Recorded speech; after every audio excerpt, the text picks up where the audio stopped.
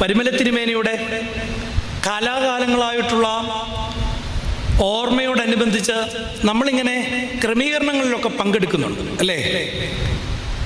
പക്ഷെ ആത്യന്തികമായിട്ട് ഇതെന്നെ തൊടുന്നതാണ് എന്ന് പറയാൻ എത്ര സന്ദർഭങ്ങൾ നമ്മുടെ ജീവിതത്തിൽ ഉണ്ടായിട്ടുണ്ട്. അവിടെയാണ് ഗൗരവത്തിലെടുക്കേണ്ടുന്ന ഒരു സാഹചര്യമാണ്, ദിവസമാണ് ഇതെന്ന ബോധ്യത്തോടുകൂടി ഈ പെരുന്നാളിലേക്ക് സംബന്ധിക്കുവാൻ തക്കവണ്ണം നമുക്കിടയാകേണ്ടത്. 77-ാം സങ്കീർത്തനം രചിച്ചത് ദാവീദ് രാജാവിൻ്റെ ഖൊയറിലുള്ള മഹാവൃന്ദത്തിലുള്ള സംഗീതജ്ഞന്മാരുടെ നേതാവായ ഒരു മനുഷ്യനാണ്. അദ്ദേഹത്തിൻ്റെ പേരവിടെ രേഖപ്പെടുത്തിയിരിക്കുന്നത് ആസാഫ് എന്നാണ്. ചീഫ് മ്യൂസീഷ്യനാണ് ആസാഫ്. ഇന്ന് ബഥേലിലല്ല, ഇന്ന് പല പള്ളികളിലെയും വഴക്കിൻ്റെ പ്രധാന ആണികളാരാന്ന് ചോദിച്ചാൽ കൊയറുകാരാണ്. പക്ഷേ നല്ലൊരു കൊയറുകാരനെ കാണണമെങ്കിൽ സങ്കീർത്തന ഭാഗങ്ങളിലെ ആസാഫിനെ പരിശോധിച്ചാൽ മതി.